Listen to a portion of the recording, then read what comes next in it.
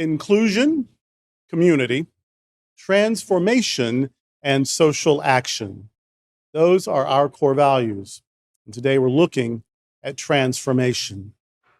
In the 1970s, I watched both the Shazam and ISIS Saturday morning live action television shows with cult-like devotion. After the first service today, Reverend Kevin said, well, you know, those were after my childhood time. And really, no kidding. He does remember his favorite game show when he was a kid where the prize was fire. But in any case,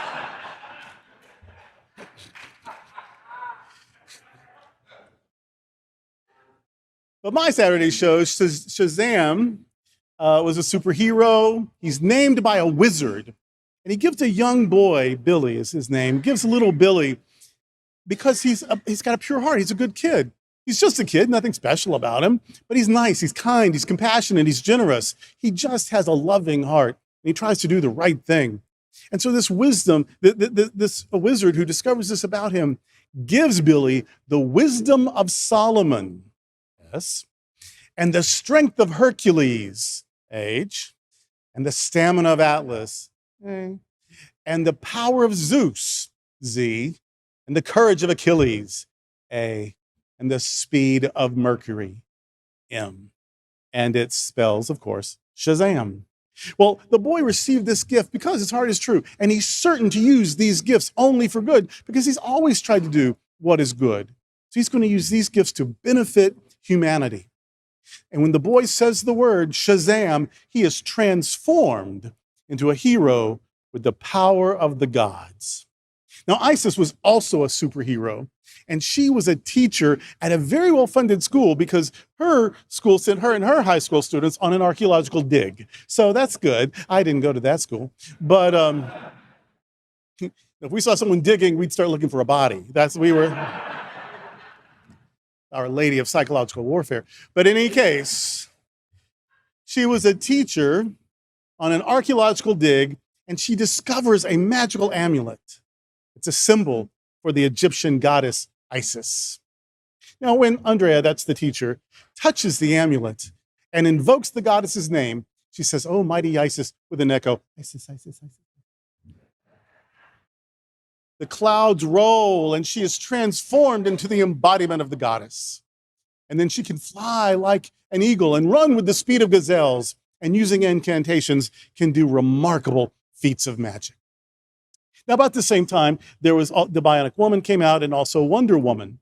Of course, Wonder Woman had been around in lots of iterations even before that, but this was all happening around the same time in my world of television. And Wonder Woman was another fave. She was a demigoddess who left paradise. She lived on Paradise Island. She left paradise to help bring peace and justice to a troubled and war-torn world. She left paradise to bring healing to a hurting world. Well, that myth is told over and over in the world, including in our own tradition.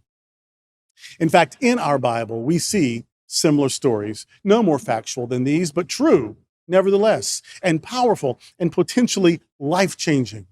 We see Jesus helping a man at the pool of Bethesda transform his life. The man's been stuck there for decades. He's sick. He doesn't get any better. He's weak. He doesn't get any stronger. He's alone. He doesn't get any form of community. He's just stuck at this magical pool. And every once in a while, someone, if they get to the pool, they get better. But he can't get to the pool. He's there, but he can't reach it. And he doesn't get better. He's been stuck for a long, long time. But Jesus encourages him to get up and start moving again, to start moving forward. He says, get up, pick up your mat and get moving. Jesus encourages the man and helps him rise to his potential.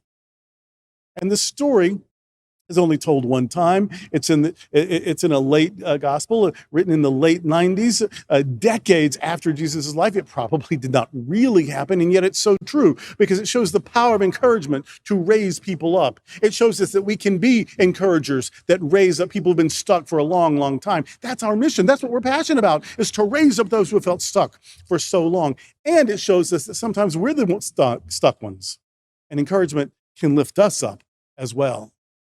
We see in the gospel stories, we see Peter. He and the other apostles are in a boat, and they think they see Jesus walking on the water. And Jesus calls out to Peter and says, get out of the boat and step out into these stormy waters. Walk on the water with me. And because Jesus asked him to, Peter does get out of the boat, and he takes a few steps. Now, do you remember Tom and Jerry? Do you remember the Roadrunner and the Coyote? Do you remember Bugs Bunny? They inevitably would run off a cliff, and after they stepped into thin air, they'd realize what they'd done, and they'd hang there for a second or two, and then they'd look down, and that's when they'd fall. I kind of that's what I see, that Peter takes a few steps, and then he realizes, I'm on water, and he sinks. Takes a few steps, then he freaks out, and he sinks, and Jesus reaches out and saves him, pulls him up. Peter's failure notwithstanding, he alone, out of everyone in the boat, he alone dared to try something. Yes, it seemed improbable. Yes, it seemed overwhelming. Yes, it seemed unlikely. Yes, it seemed like, why would you even bother? People don't do that. But he alone dared to try. And he alone took a few impossible steps. And Jesus encouraged him to do so. Now, while I do not believe not one person ever in the history of the world has ever literally walked on water, I do know that what happened in that story happens in our lives, and that is that others will tell you what you can't do. And while they're telling you it can't be done, somebody's doing it. While they're telling you it can't be done, someone has a vision to do it. And while they're telling you it can't be done, someone is believing in you. If you want to do it, someone, while you're listening to all the naysayers, someone is pulling for you and will support you as you try. Well, what if it fails? Then you'll have had the experience of trying and the lessons learned from it. And really, is taking a few impossible steps a failure? Or is it more than anyone else has dared? Don't be limited by someone else's limited imagination. You also see in the Gospels, Jesus feeding hundreds with limited resources. It's really a retelling of a prophet in the Old Testament who did the same thing, took bread and fed a lot of people. Jesus looks out at a huge, hungry crowd, the story says, and all he has is a sack lunch, and he borrowed it from someone else. All he has is enough food for one person's lunch, maybe two. Those two people wouldn't be me and Robert, but two people with smaller appetites. And maybe if he divides it up, it could be a good snack for 3 or 4 people. But that's all. He's looking at over 500 people, and he's got enough food to give 4 people a snack.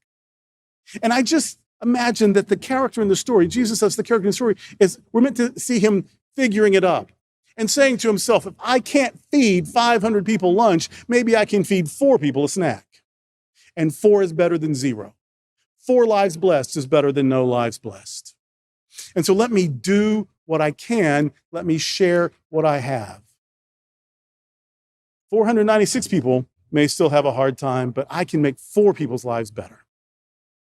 And when that happens, when he gives what he has, when he gives all that he can, when he shares what he has, when he does what he can, somehow there's enough to go around.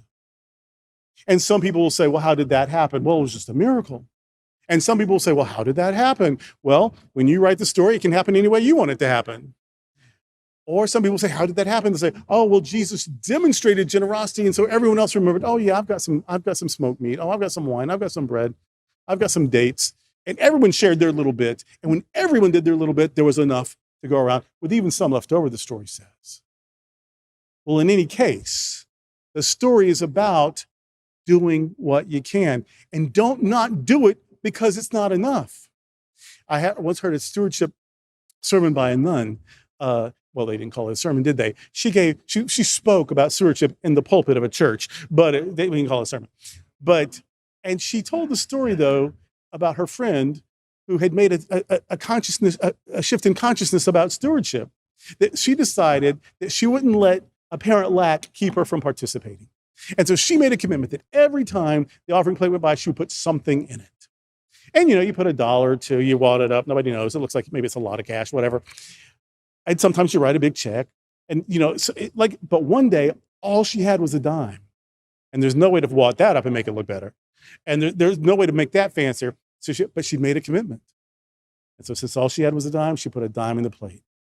And she talked about how good it felt to honor the commitment and how good it felt to realize that a dime can make a difference, that they had a dime more than if she hadn't done that. She'd give more next time, but she didn't let that plate go by. She had a dime to give, so she gave it. Let me do what I can. Let me share what I have. And when we do that, sharing makes seeming miracles possible.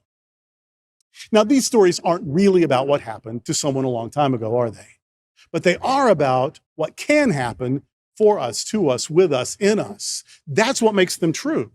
If they were just one-offs from distant history, who would care? No, these are archetypes. These are stories about us and what is possible for us and the difference we can make in our world. Billy's just some kid, but a life of kindness and generosity has unleashed within him superpowers of courage and wisdom and resilience. Andre is just some teacher, but by searching and digging and looking and learning, she has discovered that she is a goddess among us, able to do more than most people even imagine.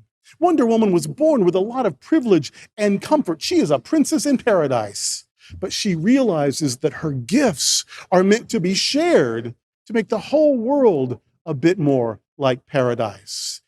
That's our story too, isn't it? The kingdom of God isn't a place we get to later. The kingdom of God is a reality we are trying to work to make happen here and now. We're not trying to get to paradise. We're trying to get paradise here. And that's what we do when we share what we can and do what we can. Whether Wonder Woman being transformed from a privileged princess to a justice warrior, or Isis being transformed from a teacher to a goddess, or Shazam being transformed from sweet kid to defender of the weak, or Peter risking failure to become more than he's ever been. Ain't nobody else taking 3 steps on water. Or Jesus encouraging the defeated or sharing what he has with those in need. These stories are stories of transformation. And they tell us that transformation is available to us. And as we are transformed, we become agents of transformation in the world. I couldn't offer hope and joy and peace and liberation if transformation had not given those gifts to me. I could not say to people, you don't have to be scared of God if I had not experienced the transformation that made me not scared of God. God is love. Who needs to be scared of love? If I hadn't experienced the transformation of understanding God as part of me, part of everything, because God is omnipresent, there's not a spot where God is not. If I had not experienced that transformation, I couldn't offer it to anybody. You can't teach what you don't know. You can't lead where you won't go, and you can't give what you don't have. These stories of transformation tell us that we can be transformed, and as we are transformed, we then become agents of transformation in the world. We are healers. We are encouragers. We are miracle workers. We are angels. We are goddesses, especially me. We are heroes, or at least we can be, when we allow the light that we really are to shine. Well, whatever could have dimmed this light? Well, I'll tell you. Dogma. Dogma dimmed the light because Dogma taught us to be scared. Dogma told us we were separate from God and from one another.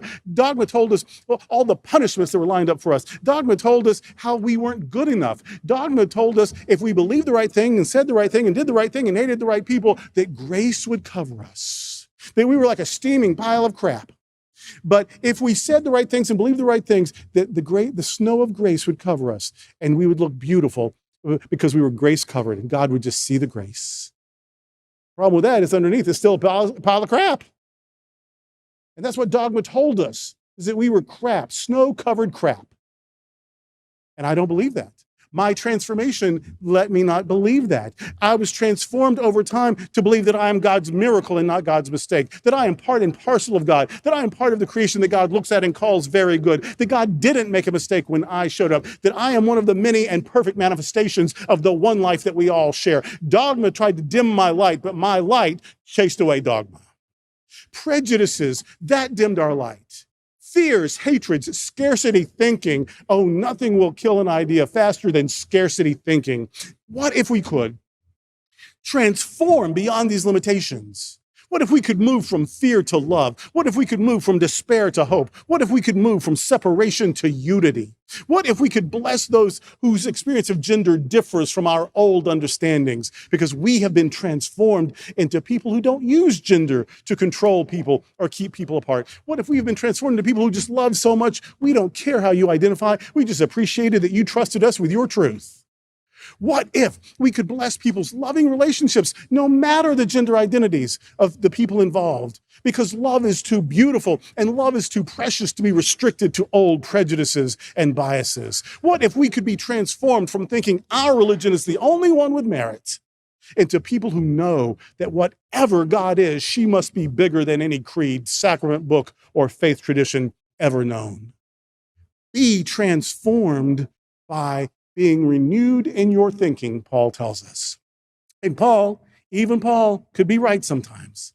Be renewed in your thinking by thinking in new ways, broader ways, more inclusive ways, more loving ways. Be transformed so that we can transform the world into a more loving and just and compassionate place.